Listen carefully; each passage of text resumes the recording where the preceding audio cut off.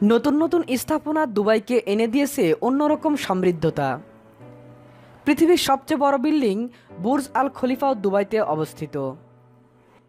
এছাড়াও অত্যাধুনিক drone, robot police এবং নামিদামি মোবাইল সবকিছু আজ দুবাইয়ের নিত্য নতুন ব্যাপার। শুধু উঁচু বিল্ডিংই নয়, নামিদামি হোটেল নির্মাণেও দুবাই রয়েছে সুখ্যাতি। এবার দুবাই তৈরি করতে যাচ্ছে পৃথিবীর সবচেয়ে আধুনিক একটি হোটেল, যেটি নির্মাণ করা হবে পানির উপর। হোটেলটির নাম অ্যাপিরন আইল্যান্ড হোটেল। এই হোটেল নির্মাণের ধারণা 2007 সালে প্রকাশ করে দুবাই, এবং এই হোটেল নির্মাণের কাজ 2007 সালেই তারা ঘোষণা করে। এই হোটেলে থাকবে 350 লাক্সারি অ্যাপার্টমেন্ট সাইট। সাধারণভাবে এই হোটেলে যেতে হবে হেলিকপ্টার বা জাহাজে করে। এর টপ দুটি ফ্লোর বাগান দ্বারা সজ্জিত থাকবে, যাতে প্রজাপতি বা অন্য পাখিরা এতে আকৃষ্ট হয়। এর ভেতরকার নজর করা ডিজাইন যে কাউকে অবাক করবে সেটাই স্বাভাবিক।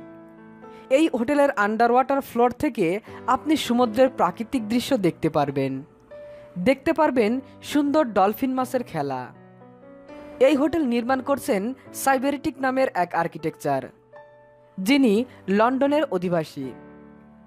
এই হোটেল নির্মাণে ব্যয় ধরা হয়েছে $1.8 বিলিয়ন এবং এর উচ্চতা ধরা হয়েছে 185 মিটার। এটি দুবাইয়ের দ্বিতীয় 7 স্টার হোটেল।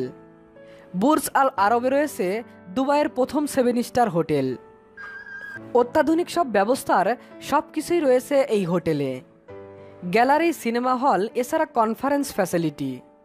এছাড়া এই হোটেলের মধ্যে রয়েছে অত্যাধুনিক সব দোকানপাট, এছাড়া আন্ডার ওয়াটার স্পা বা জিম। এছাড়া এই হোটেলে আন্ডার ওয়াটার রেস্টুরেন্টে রয়েছে। এখানে ব্যক্তি মালিকানায় বিচও থাকবে।